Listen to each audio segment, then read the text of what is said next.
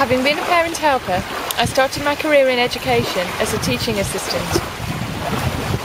And look where it's landed me.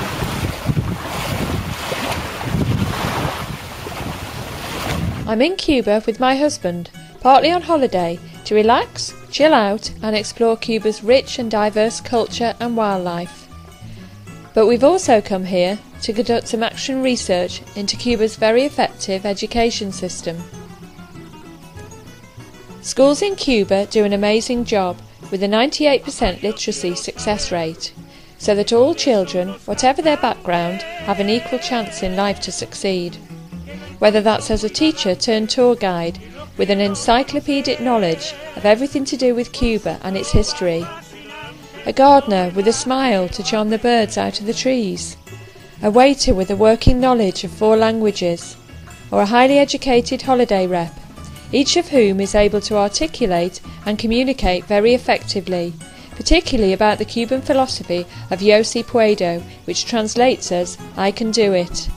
However, my journey to this point in my life did not start with the holiday flight from Manchester Airport. I started my career as a very quiet teaching assistant, lacking self-confidence but with a burning desire to make a difference to children's learning. I began as a parent helper at my daughter's primary school in 2000.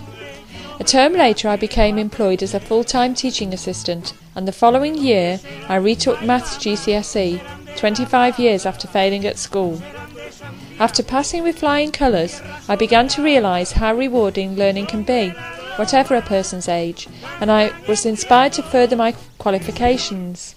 That same year I signed up to the foundation degree for teaching assistants at my local college, part of the first cohort of a newly written degree. I made some very close friends during my studies, all of us inspired TAs and aspiring teachers, believing that one day we would realise our dreams of gaining qualified teacher status. 3 years later I undertook the BA Honours course, choosing to focus particularly on pedagogy and the international dimension. During my studies, my role in school changed dramatically. With the support and encouragement of the head teacher, I offered to take on the role of Gifted and Talented Coordinator. That led to a Teachers International Professional Development visit to Hungary to study their Gifted and Talented programmes. That visit made me realise just how much we have to learn, professionally and personally, from one another through international collaboration. The visit to Hungary inspired me to take on the role of International Links Coordinator at the school, and I helped to organise pupil exchange visits to Ireland as part of our Harmony project, bringing together both Protestant and Catholic schools north and south of the Irish border. Furthermore, my new role inspired me to go on to achieve a first-class honours degree in education. For part of my final year's dissertation, I included a comparative study of education systems in England, Denmark and Hungary, along with an account of a visit to another of our link schools, Kamarasai Inclusive School in Masindi, Uganda, where peer support of able-bodied and disabled pupils is having a profound effect on children's learning. In addition, I was invited by the British Council as part of their Connecting Classrooms project to help develop collaborative links between my own school and a Sunni Muslim school on the Nile Delta an hour from Cairo in Egypt. It was the first time that the school had hosted visitors from the UK, and both the pupils and staff were fantastic. For me, standing at the front of 80 children and 10 staff, pretending to be Gulliver as part of their English literature studies, was amazing. I will never forget it. Another opportunity, made available to all staff and grabbed with both hands by me, was to contribute to the school's journey towards personalising learning for all by being part of a school-based TIPD visit to Warana Park Primary School in Australia.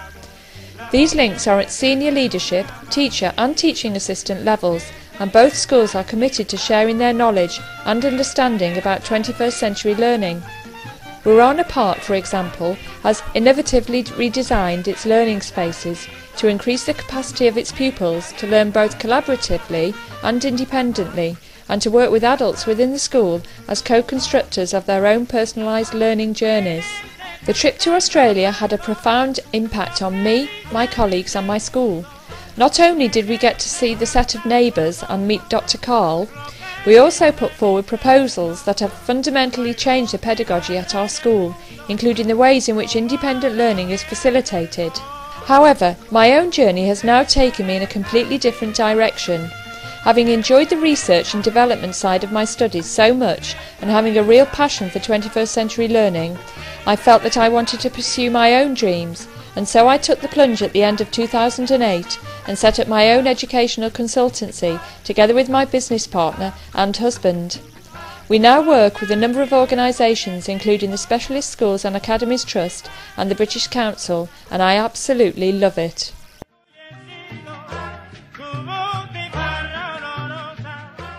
My experience as a teaching assistant has been a highly motivational one. With the right support, the opportunities are there for TAs to make a significant contribution to 21st century learning.